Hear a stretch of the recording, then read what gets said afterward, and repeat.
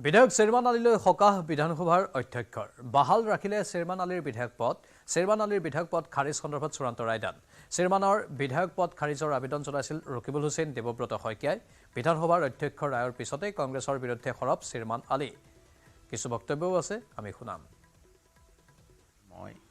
পৰম কৰুণাময় আল্লাহ তাআলা সৃষ্টিকৰ্তা মোৰ কৃতজ্ঞতা আৰু ধন্যবাদ জ্ঞাপন কৰিছোঁ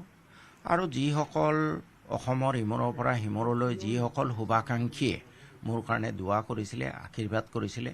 তেখেতসকলকো মই আন্তৰিক ধন্যবাদ আৰু কৃতজ্ঞতা জ্ঞাপন কৰিছোঁ মোৰ এইটো গভীৰ বিশ্বাস যে আমাৰ সৃষ্টিকৰ্তা আল্লাহ তাআলা বা ভগৱানে সৎপথত থকা মানুহজনক সহায় কৰে আহ্বান জনাব খোজো অনুৰোধ কৰিব খোজো আমি কেতিয়াও বেলেগৰ অন্যায় কৰাৰ কাৰণে চেষ্টা কৰিব নালাগে যোৱা 10টা বছৰৰ বিভিন্ন নিৰ্বাচনত বিপৰ্যয়ৰ পৰা মই ভগৱান আল্লাহ তাআলাৰ ওচৰত প্ৰাৰ্থনা কৰিছোঁ যে কংগ্ৰেছ দলৰ শুভবুদ্ধি উদয় হওক তেওঁলোকে ফেন চিটিং বন্ধ কৰক ৰাইজৰ বৃহত্তৰ ভালৰ কাৰণে তেওঁলোকে যুঁজক আৰু মই বিচাৰোঁ বিজেপি শাসনৰ পৰা আঁতৰি কংগ্ৰেছ দলৰ নেতৃত্বত চৰকাৰ হওক কিন্তু তাৰ কাৰণে নেতৃত্বৰ শুভবুদ্ধি উদয় হ'ব লাগিব আৰু নেতৃত্বক আৰু এটা আহ্বান জনাব খোজো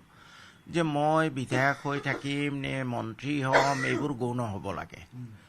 প্ৰধান বিচাৰ্য বিষয় হ'ব লাগে যে মোৰ লক্ষ্য কি উদ্দেশ্য কি মই মানৱ জাতিৰ সেৱা কৰিম কংগ্ৰেছ দলৰ নেতৃত্বই এই উদ্দেশ্য আগত ৰাখি কাম কৰক নিশ্চয় ভাল হ'ব এই দুদিনীয়া জীৱনত আমি কাৰো অন্যায় কৰিবৰ কাৰণে চেষ্টা কৰিব নালাগে মই জীয়াই থকা সময়খিনিত মোৰ প্ৰতিটো খোজে